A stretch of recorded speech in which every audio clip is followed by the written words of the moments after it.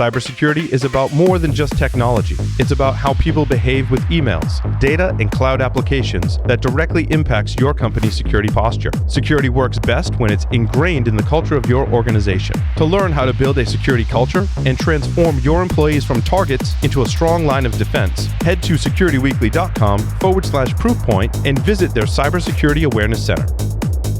Welcome back, everyone, to Paul's Security Weekly. Infosec World 2021 is proud to announce its keynote lineup for this year's event. Hear from Robert Herjavec, plus heads of security at the NFL, TikTok, U.S. Department of Homeland Security, Stanford University, and more. Security Weekly listeners save 20% on your digital pass as this is a virtual event. Visit securityweekly.com/ISW 2021. With us for this segment is Matt Linton. Matt cut his technical teeth in the MUDs and IRC dens of the 90s while daylighting in search and rescue. Matt joins us to discuss the term incident commander. Matt, welcome to the show. Hey, everybody. Good to see you. Nice to have you, Matt. As with all new guests on the show, I always like to ask, how did you get your start in information security? How I got my start in Infosec. I was kind of hanging out on a MUD and in some IRC rooms with friends when I was in high school and college. And I was on a career path towards full-time disaster management. So I was working as an EMT and a firefighter and doing rescue stuff. And then right around 2000 in the .com times, I was going through a little bit of burnout at the same time as a bunch of people I knew were forming a startup in the Bay Area. And they had a problem, which was their lead senior network architect was having a hard time finding an assistant who would stick around. They got desperate and they made me a deal. And they said, you move to the Bay Area and agree to stick around and we'll teach you all the things you need to know to be a Unix administrator. And I was like, you know what? I need a change of scenery. I will take this deal. And I moved out here to join a .com, got laid off a month and a half later. How much Unix did you learn in a month and a half? I did not learn a lot of Unix in a month and a half. I learned enough to know that when you're reorganizing a network cabinet and you go in on a Saturday and you think, I'll just unplug all the ones that don't have a light lit, that's a really stupid idea, and you will spend all day Monday fixing it. Been there. And you also learn that RM-space-RF/ removes the French language pack, so your system runs faster. Of course, yes, of course. And init 0 makes all the processes run at level 0. It does. So I fell from there into a junior Unix admin gig at a research lab. We had a mutual agreement in that they didn't have a lot of money, and I was willing to work for almost nothing to get the experience. And then great kind of agreement. I spent years there. I learned Unix sysadmining, and I got more and more into kind of how systems work. And then from there, Infosec started to become a professionalized thing. And there's this confluence wherein my interest in protecting people kind of from the disaster management and EMS side of my life ran into the ability to protect people from an Infosec side. And I ended up moving into information security, taking some enthralling SANS courses from Ed Scotus, and those me as well. Yeah. Really catalyzed me to just wanting to focus on security. So Matt, were you always a part-time EMS? Like, when did that enter the picture? So I was full-time EMS and fire for about the first 6 years I had jobs. And then when I cut over to doing information security and system administration, I was at a big government research lab, and they had enough weird stuff around. So I was at the NASA Ames Research Center, and they had enough dangerous stuff around there that they actually had their own on-site disaster crew. And since I still had valid medical and emergency certs, they let me join the disaster crew part-time just to kind of keep my hand in it while I was working on the technical stuff. Wait, what kind of disasters were you preparing for at that facility? Well, so for example, that facility has a 40-foot by 80-foot wind tunnel that moves wind at about 180 knots and draws 45 megawatts of power when you turn it on. Wow. They have a kiln that reaches thousands of degrees Celsius and uses 60 megawatts.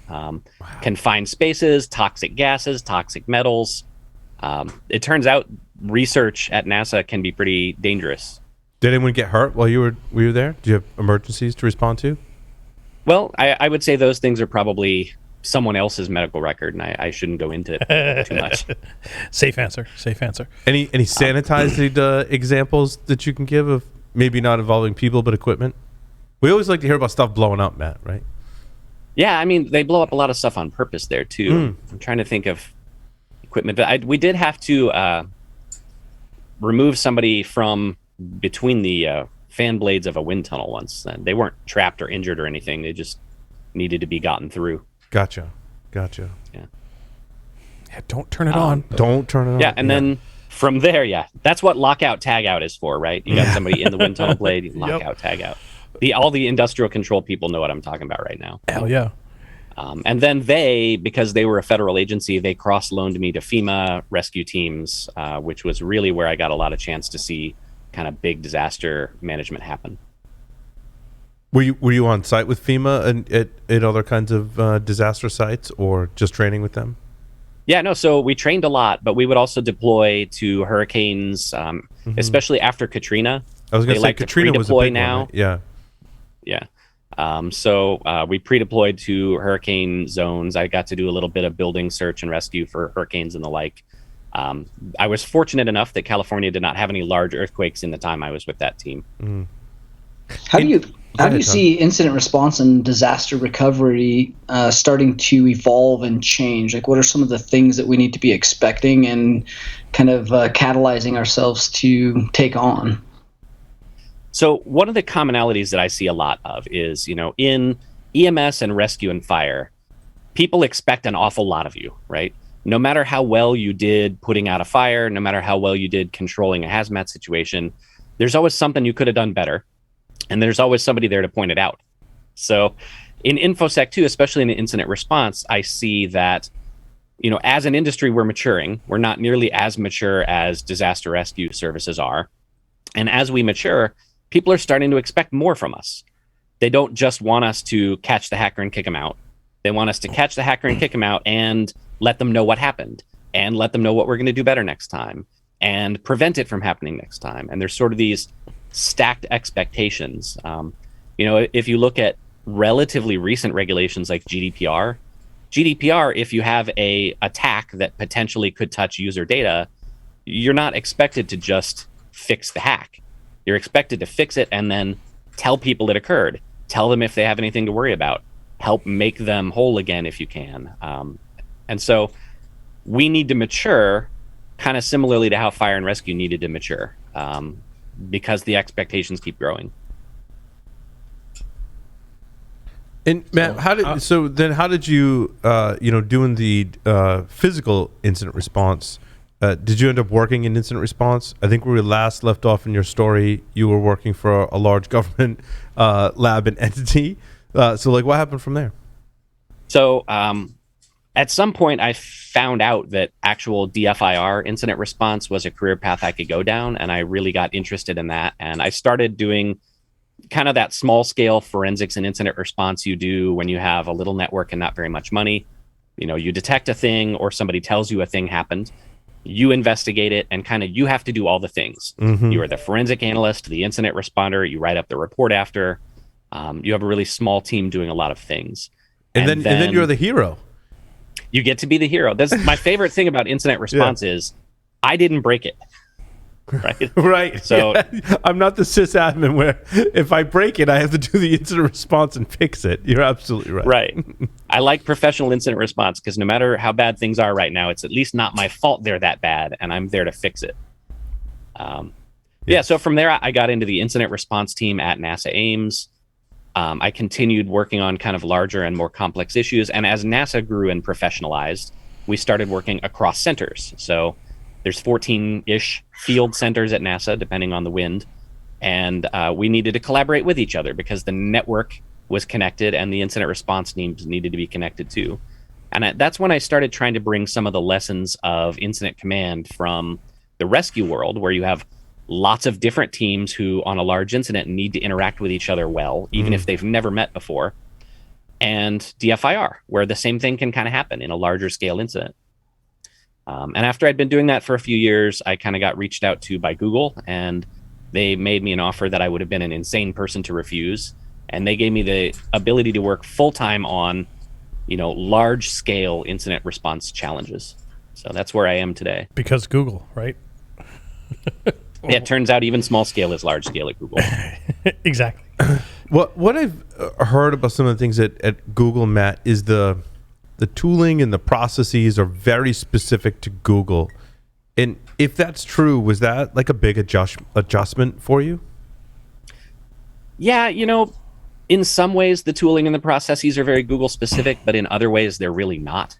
And I guess I can clarify to that by saying a lot of the environment at Google, was very custom when I got there. But as Google itself moves more towards, cloud solutions for things and building their own things in cloud, a lot of the things that we build these days, like, DF Time Wolf and Turbinia and Time Sketch, they're kind of things that we use in GCE and other people might use in GCE too.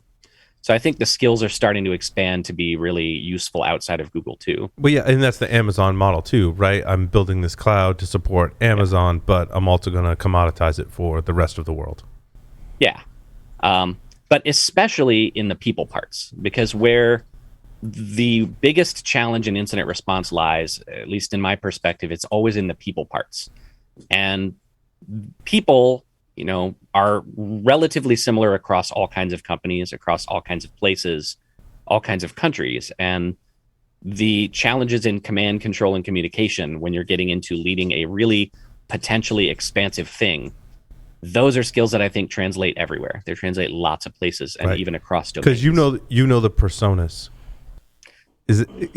Can we talk about that? Because you hate to call them stereotypes, but I have to imagine that working as much in like full incident response as you are, Matt, you are hyper aware of those different personas and different types. And again, I don't want to stereotype people, but I think people kind of fall into general buckets when especially there's an incident or an emergency that happens and people tend to communicate and or behave in certain ways. And how you deal with that is probably stuff you've thought about, right? Absolutely. So the three core skills, we call them the 3 C's of large incident management: command, control, and communications. Mm-hmm. The history of the 3 C's goes all the way back to the 1970s when California CDF had a program called Firescope to try to make emergency management better. And they did postmortems on all these kinds of disasters: forest fires, big car wrecks, airplane crashes. And they were trying to get to the root of what are the things that are always going wrong and how can we fix them? And the human factors that they found were going wrong time and time after again were command, control, and communications. Command being, is someone in charge and does everyone know who's in charge? Mm-hmm. Control being, is the person who's in charge actively managing the incident, actively controlling it, which means thinking a few steps ahead, knowing what the plan is, knowing what the objectives are. And then the biggest part, as always, is communications. And you nailed it right there when you said, the different styles of people have different styles of communicating. I think a lot of the fun I have in incident management challenges is, especially at Google, the thing I love is nobody's reluctant to help, right? If you have an incident, if you need things, I've never asked somebody for help I needed from them and had them come back and say, not my job. But I have had to communicate in different ways to different people and learn kind of this skill of over communicating when you're in an incident to the extent that everybody is 100% sure what you mean and what they're supposed to be doing. And that takes a lot of getting used to. Because I can see it almost, like a double-edged sword, Matt, where people that don't want to communicate are on one end of the spectrum and people that over-communicate on the other end of the spectrum. And like both ends of that spectrum are really bad when you're responding to an incident. Yes. Yeah. And they each need their own nudges, right? Mm-hmm. Sometimes the under-communicators need to be encouraged to really come out and be a little bit more communicative during an incident. Sometimes the over-communicators need a little bit of direction too, helping them focus in on what's critical. As a good incident manager, you're actively managing that. You're telling people, hey, I really love what you have to say, but the objective in this sync is X. We need to stick to that objective.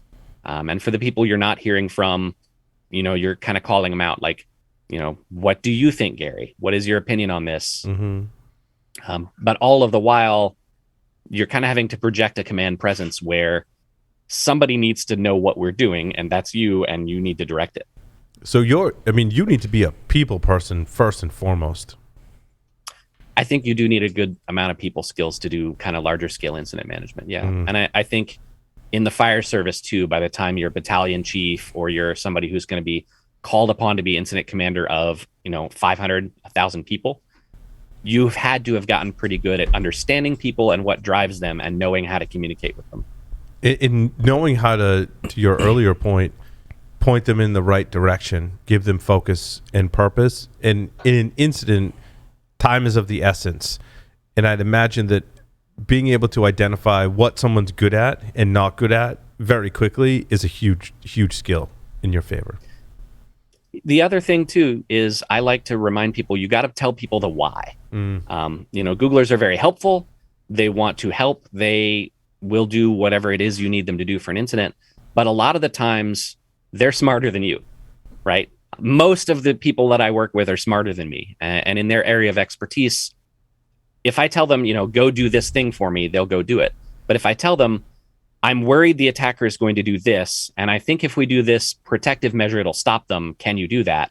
Then they'll give me the yes, I can, but also have you considered piece. And again, that's a part of having a strong command and control, is making sure that you're telling people what you need, but carving the space out for them to advise you, because they're experts and their job drawing is on their expertise is awesome. That's a lot of wisdom right there, Matt. That's very good advice. Yeah. What about scaling? I mean, I can imagine this in a small setting, but you're at a ginormous company. How does incident command scale down so that you're not having everybody in charge who's not in reach? That's a great question. That is why we've based Google's incident management procedures off of this thing called ICS, the Incident Command System. And if you've seen the term incident commander, because I'm on Twitter, I see like Scott Roberts from GitHub tweet, and he'll use the term incident commander, and it's kind of becoming a popular term in our industry. ICS, the Incident Command System, is the system that was designed by professional rescuers that came out of the Fire Scope program and into the National Incident Management Framework. And it's a way to build a team that is perfectly suited for incident management and grows along with the incident. And that is kind of how incidents go. You have a lead, you have a small team of people looking into the lead, and then the lead runs somewhere and you realize you need more people or you need more analysis. And then things can grow from there. And if they grow to a large scale, you might end up needing lots of people. During Spectre and Meltdown, the size of the team working on that problem was around 300 core people on the team. And what happens is exactly the same way it works in fire and rescue. The first truck on the scene, they get out, they know it's a big thing, they haven't assessed yet. The ranking officer on the truck is the incident commander, and they're the incident commander until somebody more senior arrives and takes over. Then they're the incident commander until somebody more senior arrives to take over. And the rule of thumb for all of those more senior people arriving is take over only if you need to. Let the current incident commander keep going if they're doing a good job. And we've put in place this program called IMAG, Incident Management at Google, where we train everybody, ideally everyone who is an on-call person for any service, how to do that, how to be the incident commander, how to delegate, how to grow, and how to hand it over. And so this lets us scale the team, because an incident commander will put in place an operations lead. An operations lead has a known role, everyone knows what they do, and they can delegate further down. So if you imagine a giant network outage, you might have an incident commander for the outage, a operations lead for the technical teams, and then you might have a, let's just say, BGP team under the operations lead, and you might have a WAN team and a LAN team. You might end up with a logistics team helping out. And it's designed so that you can scale it as large as you want, but each person in the response reports upward only to one person above them. And that's the person from whom they take direction and give status reports. So you don't end up with people running around solving the same problem twice, pulling the same data twice, not knowing what they're really working on. Matt, so how do I just you- want to address kind of the elephant in the room. Matt, you say as much or as little as you want about this, but those of us from the outside looking in at Google have read reports of Google employees being unhappy in your role with having to work with Google employees from across the organization at an incident. Has that been a challenge? Are these, in your mind, like just isolated incidents? I know at one time they were talking about walkouts. There are Google employees not happy about supporting efforts in China and things like that. Does that make your job more difficult? Or, I mean, you can say no comment. Like, I totally respect that. Well, I came prior to Google from the U.S. government, and I think you would probably guess that there are vast differences of opinion even within the U.S. government about what the government should or shouldn't be doing. Where I focus things on is my team is there to protect user data, and we're there to protect the users. And so part of my job is ensuring that everyone I work with knows I am here to make things better and protect people. And when I call upon you for help during an incident, regardless of what else might be going on in your life and regardless of how you feel about your employment at the time, I need your help to protect people. And this is what is happening, and this is what we are going to do. To use a phrase, Matt fights for the users. Fight for the user. So Well done. my team but, Matt, nothing specifically doesn't really have a lot of pushback on incidents. Well, I mean, regardless of what's going on, an incident, there's nothing like an incident to help bring people together. I've often found that, and I don't know if you experience this too, like after an incident and the dust settles, you feel kind of more of a bond, not just with each other, but to the company as well, because you all just kind of work to help recover from this incident. And oftentimes a community is at its strongest after a disaster. Yeah. Because 90% plus of rescues done after an earthquake or a flood or a disaster are self-rescue by other members of the community. And then afterward, there's a bond from rebuilding. There's a bond from people who pulled each other out of harm's way, et cetera. And I think, again, that's one place where there's a lot of parallels between disaster management and chaos management. So I'm thinking about this, that what your model is very straightforward, but I'm thinking, is that gonna fit for most IT folks, or if you had to do a lot of training and education to help people learn a good way to this incident command approach and internalize it? Yeah, some of the fundamental pieces of this are actually pretty counterintuitive to people, right? For the example, the idea that you should over communicate during an emergency, or the idea that we're going to form a very rigid organizational tree and somehow that's going to make the incident response more flexible. So we have a training course inside of Google, the IMAG training, and it's listed in the on-call kind of going on-call guide that before you pick up a pager and you're on call for a service, you should go through IMAG training. We have a group of about 30 or 40 pretty senior people who have been extensively trained and have experience in managing incidents. And then collectively, we've trained more than 5,000 other Googlers at this point on the basics of how to respond to an emergency and be the incident commander and lead a team. Wait, now hold on, Matt. Did you say pick up a pager? Do you guys still have pagers? Figuratively speaking, it's a figure of speech. I gotcha. You caught me showing my age with the old Motorola's. I was going to say, man, I got to go get some POC-SAG sniffing going on. I'm curious from a smaller scale standpoint, how are you doing, or how would you foresee this not burning out your upper level echelon of very, very experienced, very senior people trying to also mentor kind of the next generation? You got that training going on. One of the hard things for mentoring is it's really hard to scale because you've got that one guy that knows all the things, that has to do all the things, and you're still trying to train people and you're trying to mentor and bring people up, but that also requires them to undercommit to other things. So how do you scale that back where you don't have a big crew, and then obviously you've scaled that up so it works in a larger scale environment?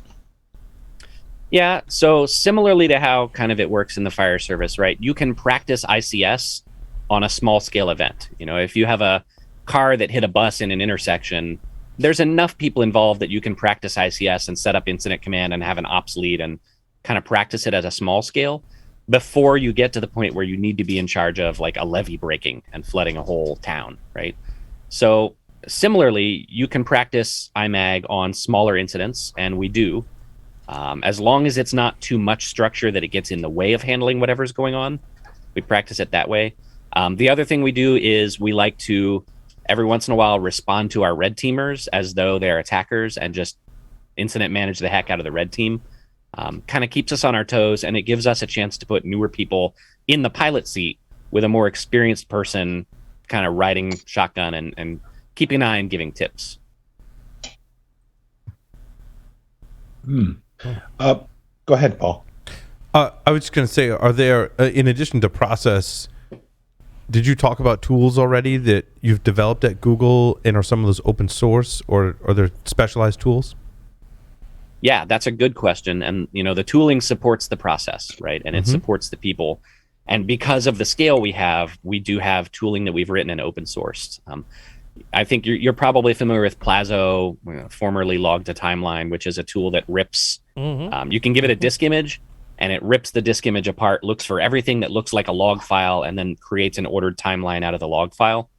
We have another tool called Time Sketch that can then take a lot of timelines from a bunch of different systems, and then it funnels them all into an Elasticsearch-backed indexable, searchable database. And the way we use Time Sketch is if you have 50 or 100 or 150 hosts that you're trying to do forensics on, all of you can do forensics on all of the hosts at the same time by looking through the log lines via Time Sketch and then annotating interesting looking log lines as you find them. So if one person's looking for malware execution, another's looking for suspicious logins, and another person's looking for, weird cron jobs being installed. Collectively, as those three analysts are annotating events, Time Sketch is building a meta timeline that shows you, login occurred, malware was executed, cron job was established, login occurred to another system. And then it will graph for you in the order in which the events occurred, visually, how things happened, how they played out during the incident. Oh my God. And that's one of the ways that we're able to amplify forensic analysts across a larger number of machines than we have analysts, instead of just sitting there one disk image at a time, poking around. That's awesome. If I recall, Matt, you used to do a lot with, physical access, physical pen testing, physical whatever. Is physical still a thing you have to worry about? Like, are there use cases where you've got to be able to crash the gate? Are we all being able to do things? Go ahead. Yeah, I've never had to crash the gate at Google. And I think that's part of this is, I grew into the role I'm in now from, a research and development lab where you were really called upon to wear a lot of hats. I honestly think that's a great way to get into InfoSec, is being in a place where you get to try on a lot of hats and get a lot of skills out of it. And then I specialized, right? Because that is the course I have taken, was to wear a lot of hats, find my niche, and then really specialize. And so at Google, I haven't had the chance to do much physical pen testing work for my employment in the last 7 years, but I've had a really great opportunity to zero in on some very hard problems and be able to solve and scale them. Those physical pen test days were fun, though. Oh, yeah. They make for great stories. Which I always think found I remember. Go ahead, Matt. At least once I remember balcony climbing the Rio Hotel in a toga at DEF CON. Though. Was that just part of a party, or was that part of a physical pen test, or both? I wanted to get into the Caesars Challenge party, and I found a vacant room 2 floors up from Caesars Challenge, but aligned with their balcony. And so I rappelled down to their balcony and then was able to get in through the back door. But then, like 10 minutes later, I realized I had to go to the bathroom, and I didn't know the password still. So I had to spend the next 10 minutes trying to social engineer people who were already in the party to tell me what the password was so I could get back in. While trying not to pee your pants. While trying not to pee my toga, yeah. Not pants, toga. Right, my bad. Oh. One of the questions from Discord is Foremost part of the disk log extractor? What's that? Is Foremost part of the disk log extractor? I don't know that it's integrated into it, but it can take output from lots of different tools. Okay, cool. I think he's talking about Plazo there, right? Or he or she? Probably. I was just reading it from the Discord chat. Yeah, it's fully open sourced, so if somebody wants to submit a module. There you go. The reason I was asking about physical, I was thinking about some of the new BGP mess ups where there are cases where they've got to get in there and physically access the routers. And of course, the stories about, the access control system was also offline because of the BGP error. If putting my firefighter hat back on, right, there are very few places fire and rescue can't get if you're willing to destroy some stuff along the way, up to and including bank vaults, because a toddler gets locked in a bank vault, who they're going to call? It turns out our search and rescue team is who they'll call. So, I have a Halligan bar. I'm pretty sure that would have gotten me into a data center rack if I needed to. Absolutely. It hasn't been a problem so far. Matt, obviously you've benefited from your EMS background and physical incident response background. For those that want to get into incident response and forensics, what are your recommendations? For getting into incident response and forensics. So one thing, especially for forensics, one thing I think we undervalue a lot in Infosec is system administrators and people who have worked the help desk.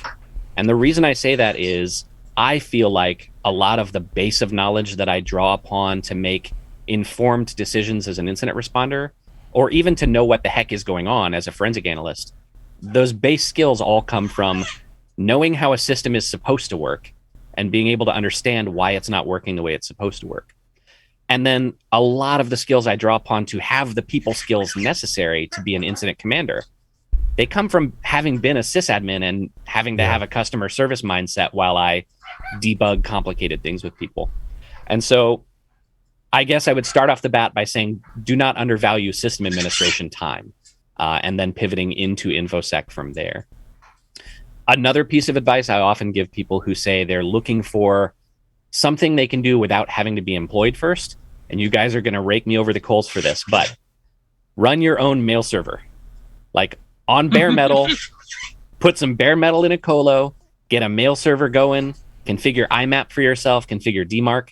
By the time you're done and you have a mail server that works properly, if you're still sane, you're going to have run through about 86 different RFCs, and you will know how they work. You'll know how SMTP and SendMail, and you'll know how DKIM works and DMARC and SPF. Wait, are you suggesting folks stand up their own SendMail server, like on Unix or Linux? Let's get into some specifics here, Matt. Well, I love postfix on Linux personally, or FreeBSD, but whatever platform you want to be an expert in, if you want to be an Exchange expert, set yourself up an Exchange server. I've done both. I've done Exchange and postfix on BSD. You've done Exchange on BSD? No, I've done Exchange. I've done Exchange. You ported Exchange to BSD, Larry? That's amazing. No. Oh, hell no. I ate this brownie at a party, and suddenly my FreeBSD server had Exchange on it. I know. Matt, I think we were at the same party. Oh, shit. And you were both wearing togas. It was amazing. I didn't have to pee, though. But yeah, in all seriousness, that's something that's something a newbie can do, and it's something they can afford to do, right? And that's important. In bonus, you've got your own mail server. Yeah, and you can host it for any domain you want. Which is funny because most of us older curmudgeon people are like, I set up a mail server in my day, and I don't want everyone to do that shit again. I still maintain my own, because even as I get into management and even as I'm leading teams instead of getting my hands on the keyboard, I want to maintain the technical credibility in Infosec to know I know what I'm talking about. I agree. And I find that forcing myself to maintain my own mail server keeps me there. Yeah. I think but I think that's great advice, Matt, and I would have the same advice. You need to maintain something of your own in a technical sense, right? Maintain your own GitHub repository, maintain your own service and server, and not just like, I think what we can probably agree on is not just stuff in your lab, but maintain something real that people use and rely on. Correct? Yeah. Oh, 100%. And in fact, the reason why I specifically tell people run your own mail server is so that I can say, and use that as your daily email. And the reason for that is when you are 6 hours into debugging some terribly frustrated thing in your lab and you're ready to quit, you just turn the lab off and you come back to it maybe a week later. Yep. When you're 6 hours into figuring out why your darn email won't work, you've got to keep going if you want to get email. And that moment right there where you've got to get going if you want to get email, that's the moment where you're going to take shortcuts.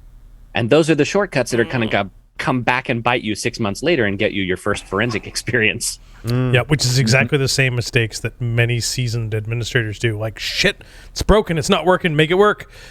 And 6 months later... And that will teach you, as an incident responder, what to look for. When you go into an org, you know where the bodies are buried because you've buried the same bodies in the same places. But that's great advice. But that's great advice when it comes to software, too. In some of the experiences, I'm grateful for maintaining our own software, writing our own software, was I did crap like that. And I was like, oh, now I know what to look for. Now I know what to talk to people about, because like I was under the gun and had to make those hard decisions and introduced heinous vulnerabilities, and then was like, oh, gotta fix that. And, you know, definitely for doing it as a side project, but even more so if you're an InfoSec person who has done system administration time, I think it will make you a more compassionate incident responder. Agreed. Because you are a lot less likely to just callously mock somebody who got owned. If you know for sure you could have gotten pwned the same way. I have so much empathy for software developers having done software for a product that other people use, right? Because again, it's different maintaining a little bit of software for yourself, but maintaining something people use on a daily basis, and you're at one time I was the primary developer, totally different story. Jeff. Yeah. Well, I want to go off on a little bit of a tangent. PCI. Encryption. No, not even PCI. Although we could. Who's your QSA? No, I'm just kidding. You have an interesting usage of the term InfoSec, and I am curious as to how you define InfoSec. No right or wrong answers. I'm just curious. Well, you said something early on when you were talking about your history. You did this, that, and the other, and then InfoSec was becoming a thing. So, how do you define InfoSec in this context?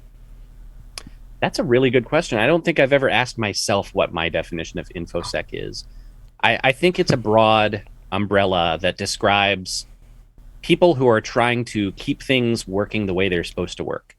And so I think InfoSec, it includes system admins. It includes, all kinds of people who really are just trying to make a thing work the way it's supposed to work and stay that way and be dependable. Fair enough. Was it last week on the show, gentlemen, we were talking about InfoSec versus CyberSec? Or was that on my show? I forget. I think that was on your show, Jeff. I think it was on my show. The definition. So compare and contrast InfoSec versus cybersecurity. Are they synonymous, or do you see them as different? That's another really good question. I think it's the same thing by many names, right? We have information security, we have cybersecurity, we have whatever the flavor of the day is. And I think it all just kind of comes back to people who have an interest in keeping things working properly and protecting whatever it is that's in it. I also see this, there's always this drama online between the hacker community and the, what do they call it? The corporate information security, and the people throwing shade back and forth at each other. I don't see any really reason why we need to have that. I think we all have pretty aligned interests for the most part. Right. Matt, since you work at Google, I have to ask you, because there's a website dedicated to tracking the projects that Google has killed. And I'm not poking fun at Google. Sometimes I'm disappointed because it's a product I really liked and I used to use, but they killed it. Can you give us any insights into that? Is that related to a security thing, or is that just because Google's putting out so many products that naturally some of those ones aren't going to make it? Is it highly innovative? What's your take on that? I think Google finds strength in being an evolutionary company, which means instead of having like one person, like Apple has the Steve Jobs, and Steve Jobs has the vision, and all the way down to the lowest desk in the company, you're doing what Steve wants. I think Google kind of prides itself on being the kind of company that lets evolution do its thing. And if you, as an engineer, you have a good idea for something, you can go ahead and start prototyping and implementing it and trying it out. And because it is so large and there are so many people, right? Evolution has produced many animals that look alike from common trees. I think it's fairly similar at Google that you'll end up with many products that are similar because many different people had good ideas and they rolled with them and they wanted to see which idea will succeed best. I think that's been really powerful for Google in a lot of ways. One of the ways it has been unfortunate for the company seems to be a lot of those ideas people came up with were chat apps. My favorite ever but Google product, some of them were Angular, and Angular wasn't bad. Right. Python's pretty good too. Right. My favorite product was actually Google Contributor. You could select an amount of money monthly that you would agree to pay to website owners, and then up to your budget, when you visited a website that was a partner in Google Contributor, I remember instead that. of showing you an ad, they would like take a penny and show you a cat picture. I thought that was a great idea too. And the cats were literally really all Googlers' cats. We had a that's queue where we could hilarious. upload our own cat. Right? And so you could occasionally see your own cat on ads. That was the best. I'm so disappointed it's gone. That's cool. Right. I'd pay for that model.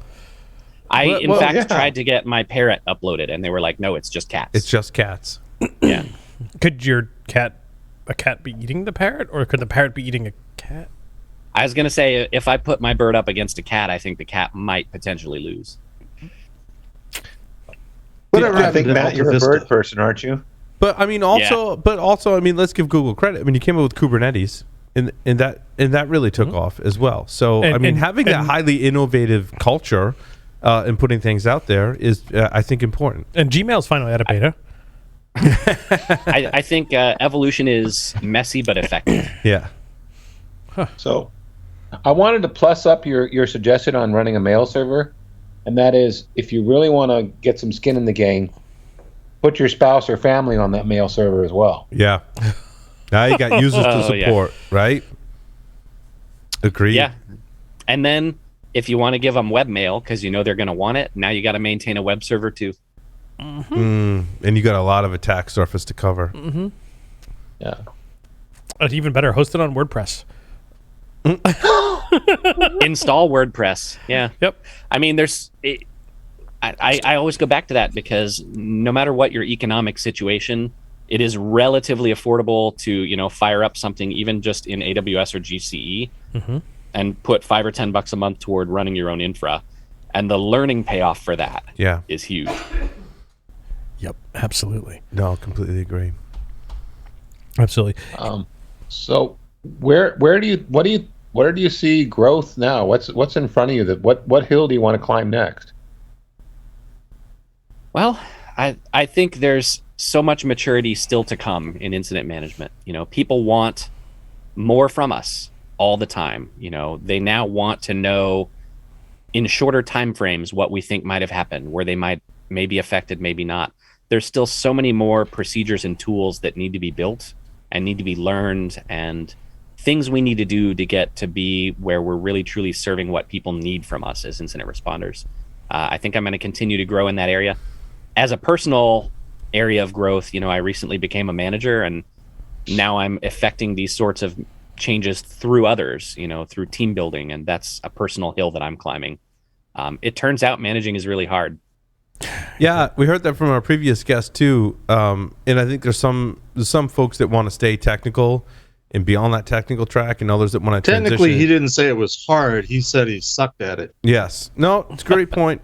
Good point, Jeff. But what's that transition been like, Matt, for you? Is that something that you welcomed? Is that something you made a conscious decision of? Like, what was that process like? It came for me. I have always intended on remaining a technical contributor only. I've always valued being the fixer that you send in to fix a problem. And that's been my role for, 25 years in rescue and in tech. Right. And then it slowly came to be that I was focusing more and more of my time on the smooth operation of the people around me and making sure they were happy and making sure they had good morale, and noticing that there were areas where we might need to train differently and kind of trying to get the team to train differently. And it finally occurred during a discussion with my manager when they told me, all the things you've been doing in the last quarter are really wonderful things on a different ladder. And I had wandered my way into managing by becoming more concerned about the team than I was about the specific technical stuff I was on. And then I just decided to roll with it. I mean, I found myself there. I might as well keep going and see where that leads. That's awesome. Matt, I got a weird question for you. I know we've met a number of times in person, and it's clear on this call that your hair is what they might not consider, manager type. And given that you're in Google, fairly, progressive company, what's your thought on, sort of the alternative look, as it has been termed, through quote corporate America? I mean, like, my retail sales career is effectively over. I mean, I've got visible tattoos and piercings and that type of stuff. But what's your thoughts on going into some place like Google? and with having a mohawk and red hair, and like, is this something you should be concerned about, or is it less so nowadays? Well, I mean, I think you can look at police departments to find your answer to that, right? Visible tattoos used to be completely verboten in police departments, and now you can have full sleeves, right? I think the alternative look, being able to have a pink mohawk, being able to have, fingernail polish on me, it's always been important to me that wherever I'm working, and I had green and purple hair when I worked at NASA too, it's always been important to me that I'm able to be expressive. And I've been privileged enough to work places where that's a thing. I can't say it doesn't matter anymore, because there are probably plenty of companies where they'll look at you askew, or you'll have a harder time being taken seriously as a leader in an incident.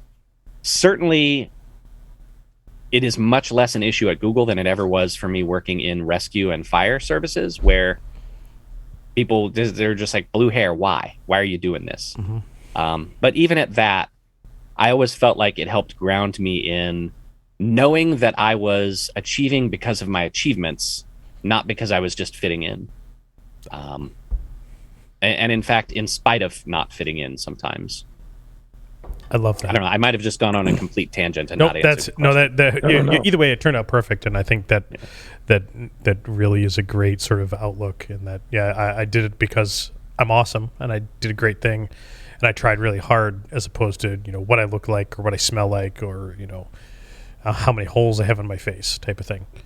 Larry actually smells really good tonight. I just want to throw that out there, like being in the same room as Larry, and that's not always the case. I mean, it goes both ways too. I don't always smell really great either. So, I think some of what we collectively look at as kind of the hacker mythos or the hacker dress, I think a lot of it has its roots back in kind of a common inability for many of us to fit in with crowds when we were younger, and a conscious rejection of trying to fit into crowds anymore. And then we developed our own look, and we found our own crowd, and we found our own people. Now Infosec, as you would define it, is a larger tent than that. So we are seeing people for whom the hacker dress just isn't for them, and that's cool. But at the same time, I think we fit in, right, regardless of our dress. Cool. I think that we've evolved to this point where we haven't put a stereotype on what a hacker should look like.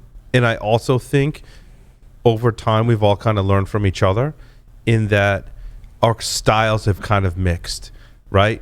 Where like someone like me who maybe most of the time, like I like to dress nice because that's my style, but like I also like to rock a kilt at a con because that's kind of that feels kind of cool. That's kind of like I like that. It's liberating and freeing. Like that's cool too. But I also think some people who may not dress nice. And I was just talking about your testicles. Yeah. But I also think some people that maybe not, like maybe want to dress more conservatively might. And like there's been this kind of sharing of styles. I think all kind of like coming together on the fact that like there's no stereotype on what a hacker should look like, right? Yeah, and I think we're better off for that, right? I think. Agreed. When you see somebody at a conference and it's a security-based conference, there's no preconceived notion of what they ought to look like. I like to mindfully remind myself to walk up to everybody, regardless of what they look like, and just say, "Hey, what are you working on?" Not are you in engineer or are you in sales? Yeah, right? It's just like, "Hey, what are you working on lately? What are you doing?"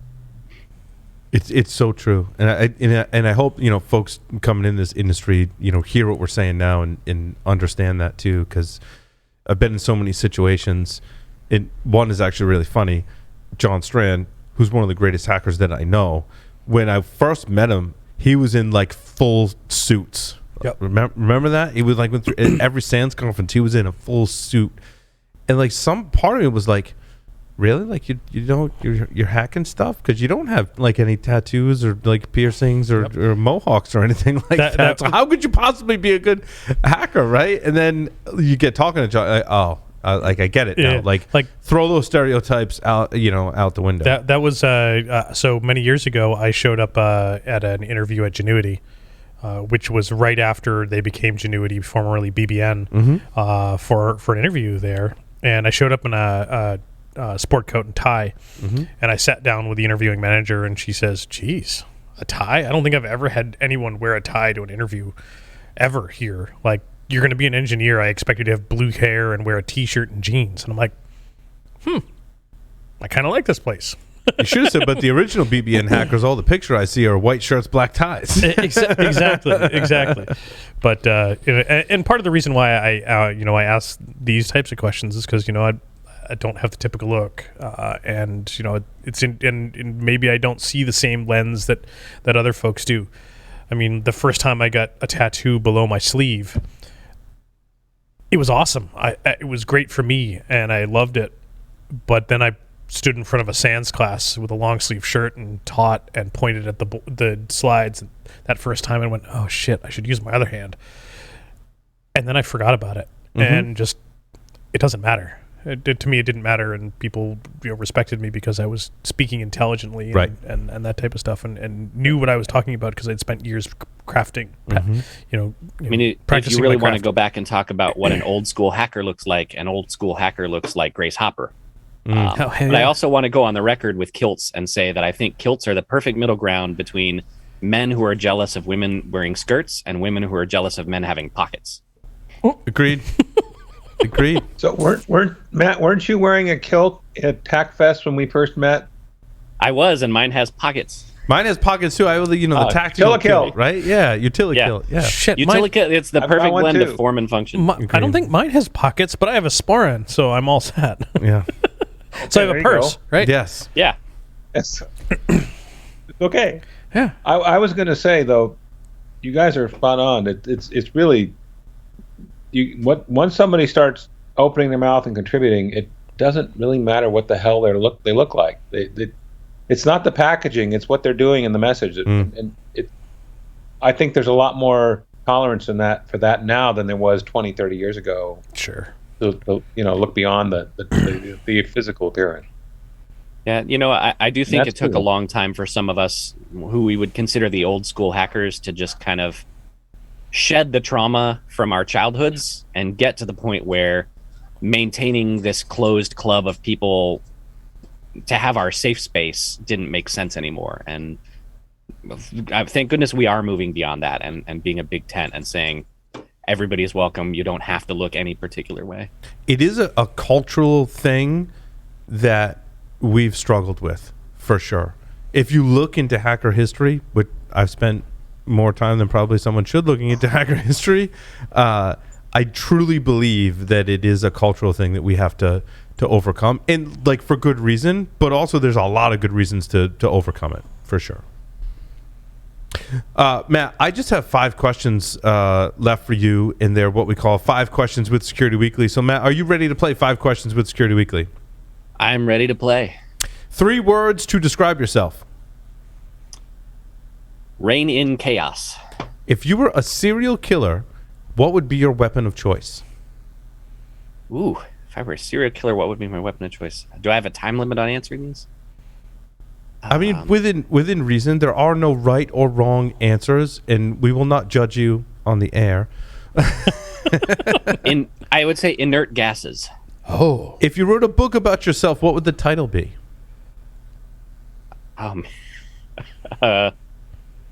Boring but functional? Matt, what is your favorite hacker movie? It's tough. I'll have to go with Sneakers. War Games. Wow. I'm losing. Jeff and I have this thing where like I want people to say hackers and I earn a point.